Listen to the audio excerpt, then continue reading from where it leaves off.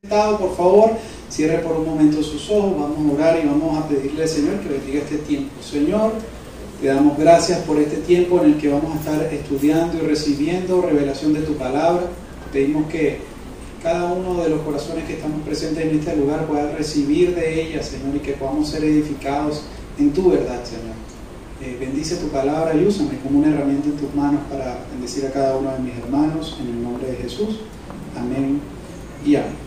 El título de la palabra que voy a compartirles en esta mañana se llama Mirando en la dirección correcta, y voy a intentar a través de este mensaje continuar con el mensaje o con la serie de mensajes que han estado siendo predicados en estos últimos domingos, siguiendo la idea. Yo le voy a pedir que si trajo su Biblia la abra en el libro de Mateo en el capítulo 6 y voy a leer los versículos 33 y 34.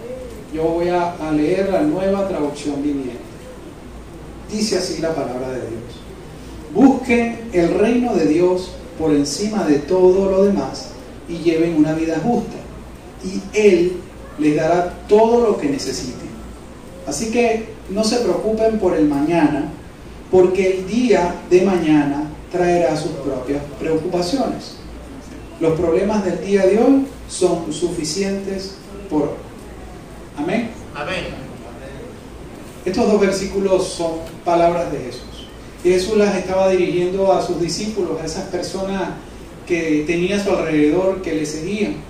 Cuando Él le refiere estos pensamientos, está tomando como punto de comparación a los incrédulos, a las personas que no tenían a Dios, a los paganos. Y Él les está diciendo unos versículos atrás que los paganos, los incrédulos, todos los días luchan y se afanan en pos de la comida, del vestido, de suplir cada una de sus necesidades. Pero Él dice, en contraste, los hijos de Dios tenemos que buscar primeramente el reino de Dios y su justicia, y todo lo demás vendrá por añadidura. Y es una promesa maravillosa, ¿sí o no? Es una promesa muy hermosa eso de que Dios es nuestro Padre y que debemos afanarnos, o debemos más bien vivir un día a la vez confiando en nuestro Padre. La cuestión es que muchas personas cuando escuchan este pasaje no lo entienden de la manera correcta y se figuran que la única responsabilidad de una persona que es hija de Dios es orar, leer la Biblia y venir a la iglesia, y que Dios tiene la obligación de suplirle todo lo demás. Muchas personas han asumido este versículo de esa forma, y es una mala concepción del versículo que no es reciente. En todas las épocas el que no ha tenido mucha voluntad de trabajar dice, bueno, la palabra dice que busque el reino de Dios y que todo lo demás vendrá por añadidura. Y en esta mañana pues Dios ha puesto en mi corazón esa responsabilidad de aclarar mucho a qué era lo que se estaba refiriendo Jesús con estas palabras, porque necesitamos entender en los términos en que Jesús les está hablando a estas personas, en este contexto cultural, qué era lo que estaba ocurriendo y qué era lo que estaba Jesús tratando de transmitirles. Ahora, es cierto que si nosotros hemos reconocido a Dios como Padre, esa relación que nosotros establecemos con Dios tiene que ser una relación de confianza plena. ¿Cuántos están de acuerdo con eso? Si usted ha recibido a Dios como Padre, lo hizo de manera personal y voluntaria y bajo la concepción de que Dios es un buen papá. Pero cuando uno, a pesar de que tiene a Dios en su corazón, se encierra en el pensamiento de estar afanado, oye, ¿qué voy a hacer hoy? ¿Cómo voy a hacer hoy? Cuando llegamos a ese punto de afanarnos, cometemos pecados. ¿Y saben por qué cometemos pecados? Porque negamos cosas fundamentales acerca de Dios. Un hijo de Dios puede afanarse, pero no tiene el derecho de vivir afanado, porque al afanarse peca de tres maneras. En la primera forma es que peca porque olvida o niega el amor de Dios. Tenemos que asumir que Dios nos ama y por lo tanto Él nos cuida. ¿Es o no es así? Entonces, si nos afanamos, si nos angustiamos, si vivimos preocupados y solo poniendo la mirada en el día a día, estamos olvidando de cierta manera que Dios nos ama. Lo segundo que negamos acerca de Dios cuando vivimos afanados es su sabiduría. Resulta que Dios entiende qué es lo mejor que Él puede permitir en nuestra vida y propiciar en nuestra vida. Y muchas veces, aunque las circunstancias que estamos viviendo son desagradables o no las entendemos o no sabemos, o sea, no podemos explicar de qué manera Dios va a poder sacar algo bueno de eso que estamos experimentando, pues Dios en su inmensa sabiduría sabe qué es cómo va a hacer que seamos mejores, que seamos más, que tengamos más fe y más confianza en Él, cómo va a sacar lo mejor de nosotros a través de la dificultad. Entonces, cuando nos afanamos, negamos a Dios, sintiendo que Él no es lo suficientemente sabio porque nos está haciendo sufrir. Quiero que sepan que nunca ha sido la voluntad de Dios que suframos, pero a veces es el sufrimiento lo que saca lo mejor de nuestra alma. Amén. Entonces, porque como las piedras preciosas están sometidas, por ejemplo, saben que los diamantes son simple carbón, que al estar sometido a grandes presiones se convierte en algo tan precioso como un diamante. O también sabemos que cuando se saca el oro viene también con escoria y impurezas, y es necesario someterlo a altísimas temperaturas para que las impurezas suban a la superficie y convertirlo en cosas realmente preciosas. Y el alma del ser humano es igual, o sea, el alma del ser humano, lo hermoso del alma humana surge después de ser limpiado a través de las pruebas y de las circunstancias y de los desiertos. Entonces, cuando nos afanamos, negamos la sabiduría de Dios porque pensamos que no es justo, pues que pasemos por ciertas circunstancias y decimos indirectamente que Dios se está equivocando. Y lo otro que negamos cuando nos afanamos es el poder de Dios. ¿Por qué? Porque negamos que Él tiene la capacidad de suplirnos y proveernos para nuestras necesidades. A veces la escasez es el problema, y cuando estamos angustiados no tenemos que hacer algo porque si no, no nos va a salir. Estamos diciéndole indirectamente a Dios que es un Padre irresponsable, que Él no tiene el poder para hacer de una forma sobrenatural que lo que necesitamos llegue. Entonces debemos cuidarnos del afán por esa razón. Jesús se estaba dirigiendo a personas que vivían afanadas, y por eso se los dice de esta manera y por eso los contrasta con los incrédulos. Se supone que si usted ha invitado a Dios a ser parte de su vida, si usted se considera un hijo o una hija de Dios, su confianza debe estar depositada en Dios como Padre, y usted debe también poder confiar en que las cosas que Él propicia en su vida son para su bien. Amén. Porque Él es todopoderoso, a Él nada lo limita. Realmente lo que podemos limitarnos somos nosotros, y a veces pecamos es por eso, por pensar que Dios es como nosotros. Ahora, Él da una instrucción, Jesús da una instrucción, que es que debemos buscar primeramente el reino de Dios. Y es justamente en esa instrucción donde han habido tantos malos entendidos. Cuando Jesús hablaba de buscar primeramente el reino de Dios, muchas personas se imaginan que buscar primeramente el reino de Dios y su justicia se refiere a que debemos tener una vida ascética, o sea, una vida enfocada única y exclusivamente a encontrar la sabiduría de Dios, leyendo la palabra, encerrándonos a orar, viniendo a la iglesia y teniendo una vida religiosa. Pero Jesús no se estaba refiriendo a eso. Es ahí donde está el problema, que muchas personas dicen, bueno, tengo problemas y lo mejor que puedo hacer es encerrarme con Dios.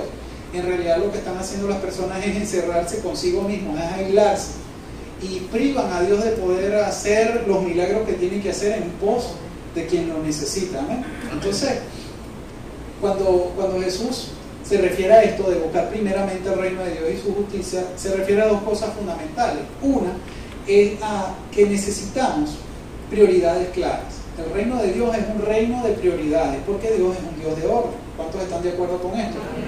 Y lo otro es que debemos vivir conforme a sus principios. En la Biblia están contenidos los principios, las cosas que Dios considera que están bien, que deben hacerse, cómo deben hacerse. Entonces, en la medida que conocemos sus principios y su palabra, no solo que lo conocemos, sino que tratamos de vivir en esa justicia de sus principios, pues le damos la oportunidad a Dios de que nos bendiga, porque estamos en cierta manera buscando el reino de Dios. Entonces, a lo que Jesús se refería realmente es que un cristiano necesita, una persona que se considera hijo de Dios, que ha declarado a Dios como su Padre, necesita en primer lugar tener prioridades claras. Y aquí me quiero detener, porque quiero hablarles acerca de cuáles deben ser las prioridades de un hijo de Dios o de una hija de Dios. Resulta que hay unos marcos de referencia que nuestro apóstol cada cierto tiempo los recalca y los enseña, y que es necesario que los recordemos siempre. Nuestra vida, imagínense que nuestra vida fuese una pintura, un cuadro. Entonces, ese cuadro lo está pintando constantemente Dios, pero ese cuadro no está en el aire, ese cuadro está enmarcado. Ese marco que tiene el cuadro que Dios está pintando lo establecemos nosotros. Un marco tiene 4 lados, ¿sí o no? La pintura tiene 4 lados y el marco tiene 4 lados. Esos 4 lados representan niveles de prioridad, porque quiero ilustrárselos de esa manera para que nunca se le olvide. En el máximo nivel de prioridad de un hijo de Dios está Dios y su relación con Dios. ¿Qué significa esto? Cuando nosotros aceptamos a Cristo en nuestro corazón, lo hacemos parte de nuestra vida, y la preeminencia de nuestra vida la tiene Dios. ¿Eso cómo se logra? En primer lugar, reconociendo que Él está presente en todo momento y en toda situación de nuestra vida, desde que nos levantamos en la mañana y aún hasta cuando estamos durmiendo. Dios está con nosotros perennemente. Amén. Dios conoce nuestras circunstancias y nuestros pensamientos y nuestros sentimientos completamente. Dios tiene el deseo de bendecirnos en pleno. Entonces, cuando ponemos a Dios en ese primer lugar, reconocemos que es Dios el que guía nuestros pasos. Nos esforzamos por entender cuál va a ser su voluntad para que caminemos conforme a esa voluntad, y podemos ver que ni siquiera es que corremos tras las bendiciones, sino que al hacer lo que Dios le agrada, las bendiciones nos alcanzan. Y decimos, wow, qué maravilloso es vivir bajo el cuidado de Dios, porque en vez de estar con la ansiedad de ver cómo voy a resolver, cuando hacemos las cosas como Dios las va proponiendo, vamos viendo cómo esas bendiciones que Él ha dispuesto de antemano para nosotros nos van alcanzando. Entonces Dios viene a ser parte primordial y fundamental de nuestra vida. Adoptamos una actitud de adoración. Poner a Dios en el primer lugar de nuestras vidas es adoptar una actitud de adoración. ¿Qué es eso?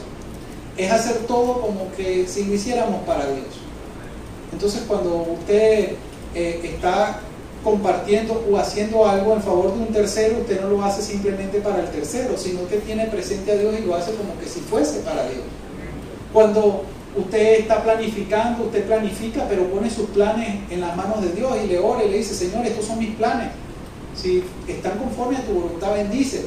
Cuando uno sale a la calle, uno va confiado del cuidado y la presencia de Dios. Cuando uno come, dice, gracias, Señor, porque estos alimentos provienen de tu bendición. Y eso es tener a Dios en primer lugar, es tener a Dios presente en absolutamente cada momento de nuestra vida. Cuando abres los ojos en la mañana, dice, gracias Dios porque me diste un nuevo día de vida. Cuando lo cierras en la noche, le dice, gracias Dios por todo lo que permitiste en este día. Y eso significa tener a Dios en primer lugar en tu vida. No es simplemente leer la palabra, es que estés consciente de que tu actitud debe ser una actitud de adoración. Entonces, esa preeminencia en nuestra vida, ese primer marco de referencia lo tiene Dios. El segundo marco de referencia tiene que ver con nuestra familia. Tenemos 3 familias, ¿sabía eso? Todos nosotros tenemos al menos 3 familias. La familia en que nacimos, la familia que decidimos formar cuando llegamos a cierta etapa de nuestra vida, y la familia espiritual, que es la familia que escogemos. Entonces, sí, en lo que se refiere a este segundo marco de referencia, tenemos que entender nuestras responsabilidades y esa prioridad que debe representar nuestra familia para nosotros. Primordialmente la familia que hemos decidido formar. Esa tiene la preeminencia. Su esposa o su esposo debe tener ese segundo lugar. Después están sus hijos, después su familia extendida, después sus hermanos. Pero en cuanto a la atención, en cuanto al servicio, en cuanto al uso de su tiempo, esas personas tienen prioridad. Amén. Entonces todo su esfuerzo también tiene que ir enfocado en legarle a esa persona no solo su relación con Dios, sino el fruto de todo lo demás que usted hace. En tercer lugar está su capacidad productiva, su trabajo, aquello que usted hace para permitirle a Dios bendecirlo. Entonces, su trabajo va a ser una parte importante porque es la excusa que Dios va a utilizar para ir supliendo y bendiciendo. Ser bendecido significa ser más productivo de lo naturalmente posible.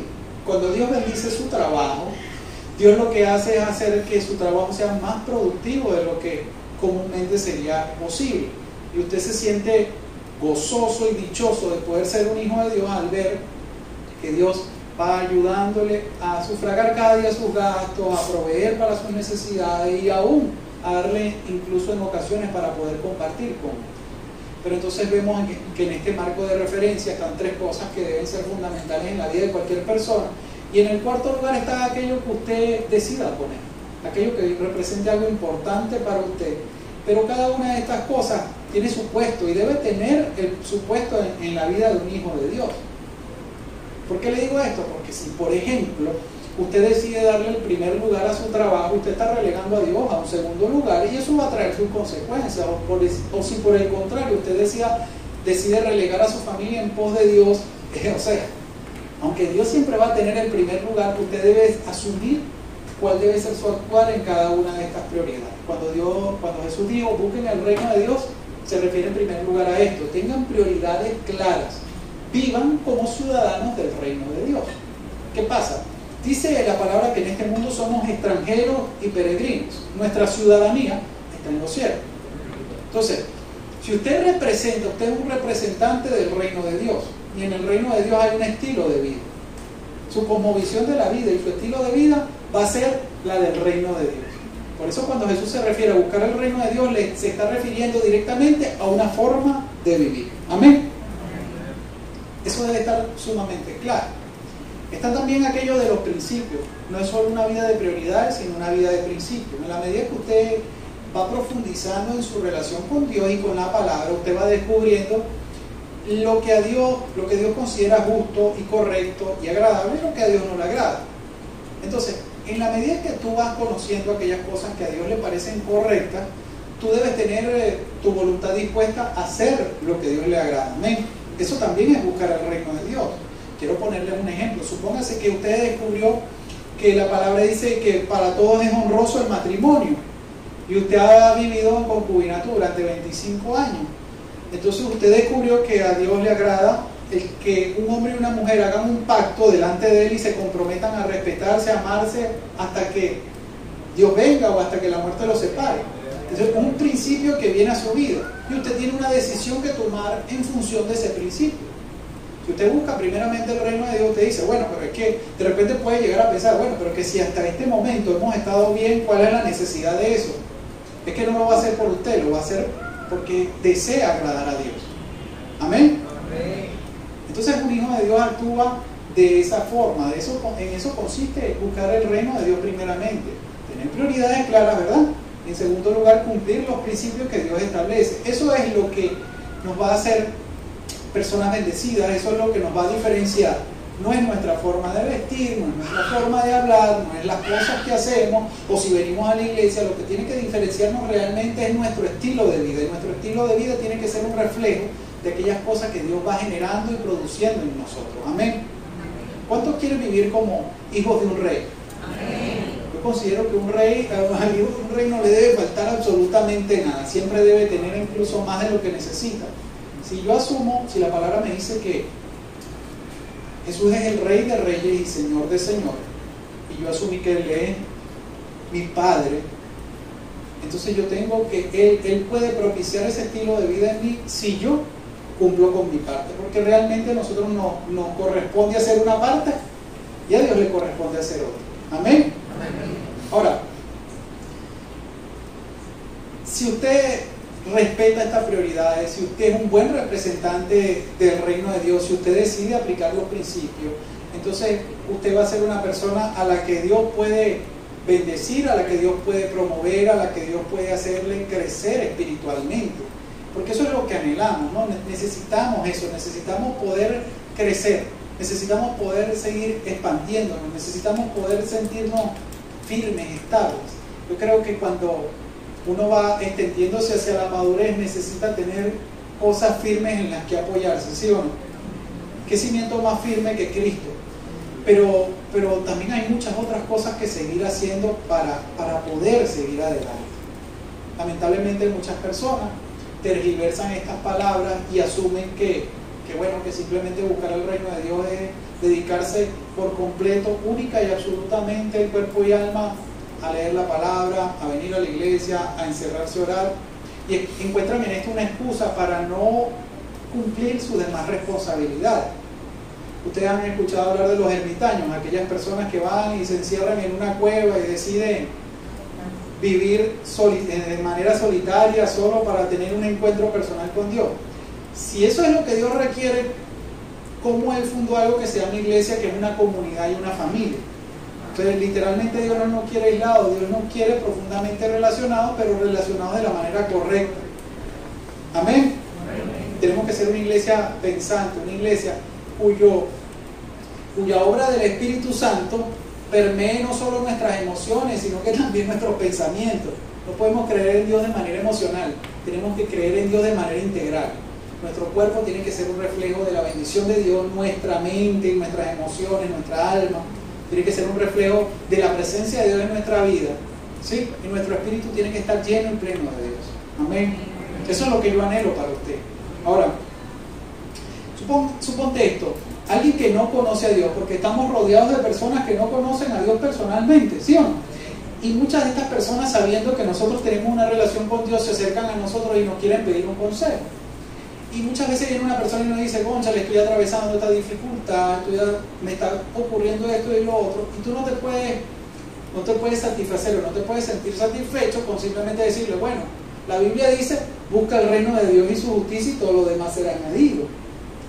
Porque la palabra puede tener un poder ilimitado en las personas, pero si tu vida no es un reflejo de qué es lo que representa esa palabra, entonces lo único que le transmitirás es un conocimiento. Y la persona no podrá sacar un real provecho de esto, no podrá profundizar en su relación con Dios. Tú le dices, una persona llega y se te acerca y te dice: Concha, le estoy atravesando esta dificultad, yo necesito que Dios me ayude, que Dios... Entonces tú le dices: busca el reino de Dios y su justicia y todo lo demás será añadido. Y estás dejando a la libre interpretación de esa persona qué representa o qué implica eso.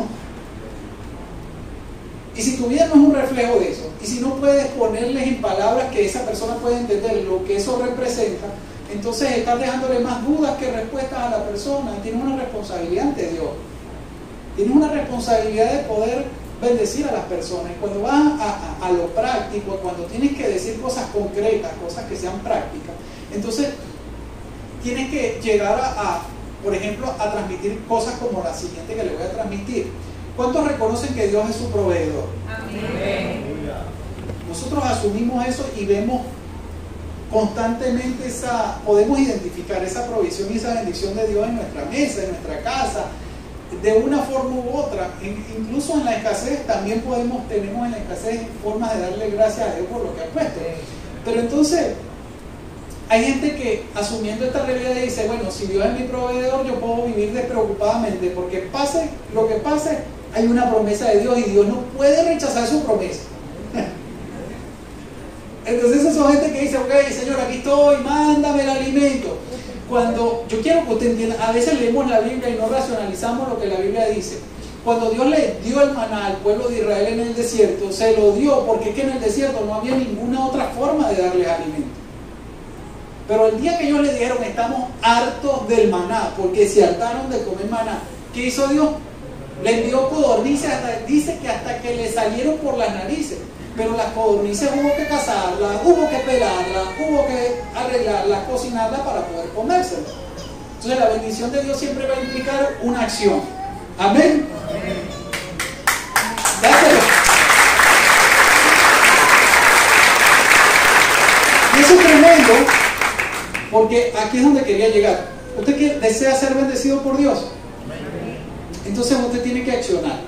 Usted ora y usted acciona para que la oración encuentre una respuesta. Usted no le va a facilitar el trabajo a Dios. Ojo, porque también confundimos eso. Creemos que oramos, hacemos nuestro plan y vamos y lo realizamos sin esperar que Dios nos dé una respuesta. No. Tenemos que orar y accionar. Tenemos que esperar y accionar para ver la bendición de Dios.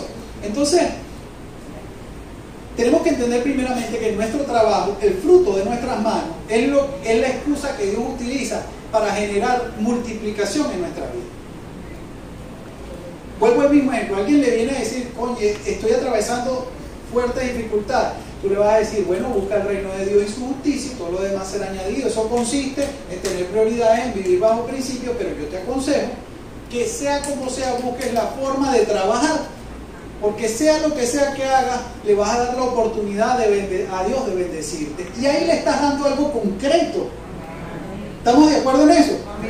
Y fíjense que cuando hablamos del trabajo, mucha gente ha leído la palabra conveniencia, pero a mí me impacta mucho lo que le dice Pablo a la gente de Tesalónica. Cuando él le manda la segunda carta a los tesalonicenses, escuchen lo que le dijo Pablo a los tesalonicenses. En segunda de Tesalonicenses 3:10 al 12, él le dice: incluso mientras estábamos con ustedes, les dimos la siguiente orden: los que no están dispuestos a trabajar, que tampoco coman. Y dice: sin embargo, oímos que algunos de ustedes llevan vidas de ocio, se niegan a trabajar y se entrometen en los asuntos de los demás. Les ordenamos a tales personas y las instamos en el nombre del Señor Jesucristo a que se tranquilicen y a que trabajen para ganarse la vida. Amén. Entonces, si usted no le da a Dios la excusa para bendecirle, ¿cómo va a esperar que Dios obre a su favor? Yo he visto la bendición de Dios en mi vida, pero yo quiero serle bastante honesto. Yo tengo hasta 3 trabajos. Tengo mi profesión, tengo mi labor como pastor, que muchos lo pueden considerar un trabajo. Para mí es mi ofrenda al Señor. Para mí es una ofrenda para el Señor.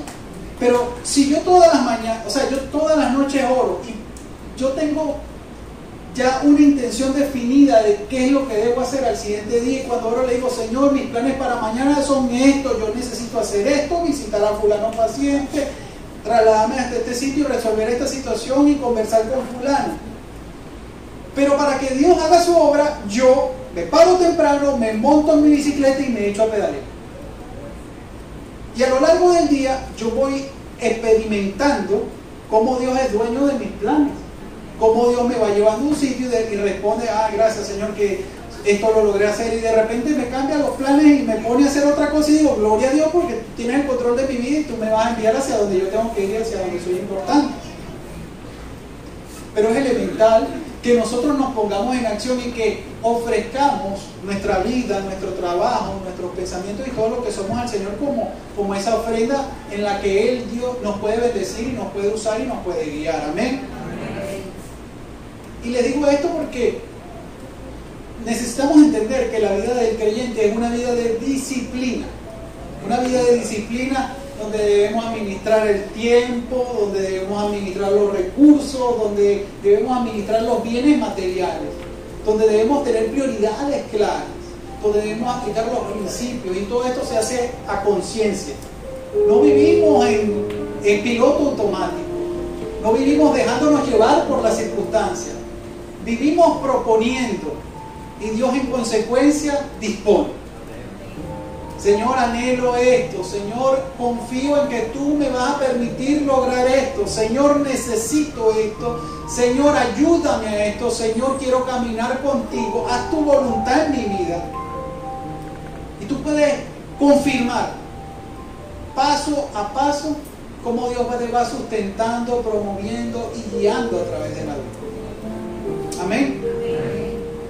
Pero si usted es un hijo, una hija de Dios, que nunca llegue el afán a su vida, porque el afán llega como el producto de simplemente esperar y desesperar. El que está orientado y ocupado no desespera, porque está constantemente ejecutando lo que Dios espera que ejecute. Y cuando hacemos cosas que a Dios no le agradan, no crea que es la catástrofe que Dios no puede resolver. Eventualmente nos hacemos responsables de nuestros pecados, le pedimos perdón a Dios por nuestros pecados y Él dice que Él nos los perdona. Pero Él necesita que nos expongamos, que avancemos, que creamos en que Él está a nuestro favor, que anhela bendecirnos, que está dispuesto a elevar nuestra vida y hacerla cada día mejor. Amén. Porque Dios no simplemente vino para que no tuviéramos preocupaciones, Dios nos vino a bendecir. Dios quiere sacar de nosotros, quiere separar lo vil de lo precioso.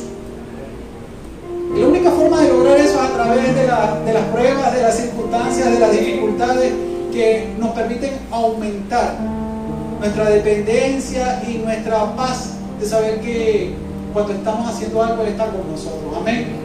Eso es lo que yo quiero que tú te lleves en tu corazón. Pero hay tres cosas que quiero que te queden muy grabadas de este mensaje. La primera es que Dios conoce nuestras reales necesidades y está dispuesto a suplirlas. Aunque tú no se lo digas, Él sabe cuáles son tus reales necesidades. Y en su corazón y en su obrar está toda su disposición, a suplir esas necesidades. Nunca dudes eso. Aunque hayas tenido un mal papá terrenal, Dios es el mejor de los padres. Y Dios está dispuesto a bendecirte y a suplirte lo que tú necesitas. En segundo lugar, necesitamos tener claras nuestras prioridades y vivir disciplinadamente. Una vida de prioridades también es una vida de disciplina. Necesitas tú constantemente recordarte que en el primer lugar de tu vida debe estar Dios. Necesitas constantemente tomar control del tiempo que tu trabajo va absorbiéndote y de la energía. ¿Es o no es? Porque son tantas las cosas que tenemos en ocasiones que resolver, que decimos, bueno, necesitamos trabajar, pero sin darnos cuenta, el trabajo nos puede robar el tiempo, la energía e ir desplazando incluso a nuestra familia o a Dios. Y es pecado. ¿Es pecado por qué? Porque en la disciplina de un hijo de Dios tenemos que identificar qué estamos haciendo con nuestro tiempo y con nuestras energías. Necesitamos decidir, tomar diariamente la decisión de tener una vida en orden, que sea agradable a Dios. Amén. Y lo tercero es más importante, es que debemos tener presente la eternidad. Porque tener presente la eternidad nos protege de vivir afanados en el presente y angustiados en el futuro. ¿Saben qué, mis hermanos? Hay momentos donde realmente, cuando tú intentas mirar hacia el frente, ves un muro y dices, wow, esto es imposible de sortear, de saltar. Y giras a la derecha y ves otro muro, otra dificultad, y tratas de mirar hacia el otro lado y aún ahí hay dificultad. Y cuando quieres huir y te das la vuelta para tratar de huir, te encuentras con otra barrera.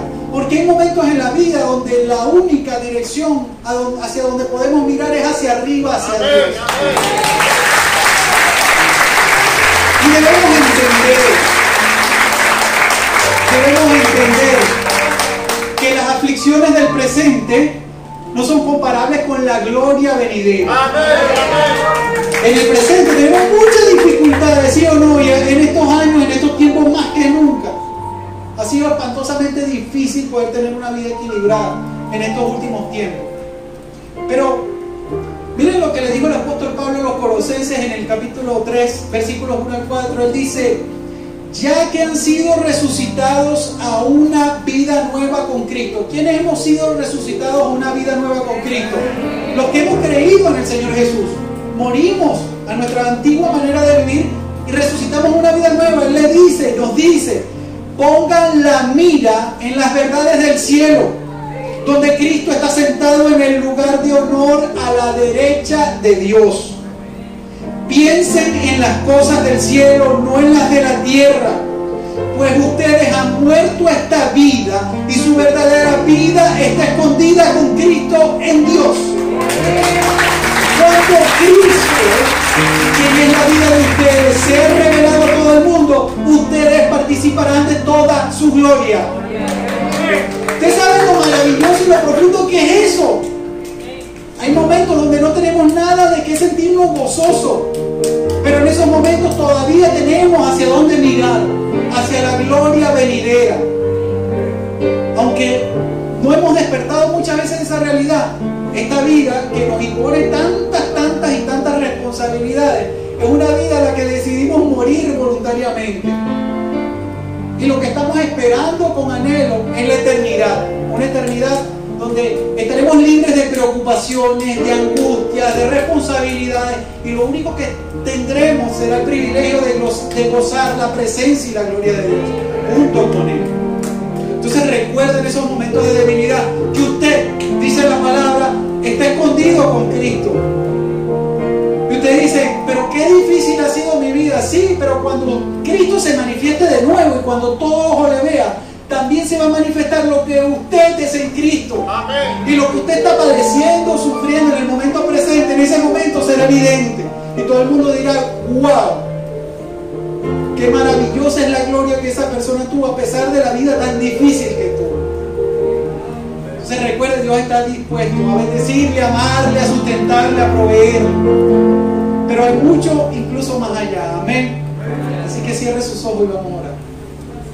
Señor, te damos gloria y honra porque creemos y confiamos en ti, en tu amor, en tu bondad, en que deseas lo mejor para cada uno de nosotros. Así que te pedimos valentía para que podamos determinar y tener día a día las prioridades claras, Señor, para que podamos vivir bajo tus principios y buscar ese reino de Dios que tú nos envías a buscar. Ayúdanos a ser justos en esa justicia que tú estableciste. Sorpréndenos al bendecirnos, al suplir, al hacernos entender que tú tienes conocimiento de cuáles son nuestras verdaderas necesidades. Aquí están nuestras vidas. Fortalécenos, ayúdanos y guíanos diariamente, Señor. Te lo pedimos en el nombre de Jesús. Amén y amén. Ahora sí, dale un fuerte aplauso al Señor. Hola, Dios te bendiga. Nos gustaría poder saber más de ti y poder acompañarte en tu crecimiento espiritual. Por favor, escríbenos al número que ves en pantalla y con muchísimo gusto te estaremos contactando. Que Dios te bendiga.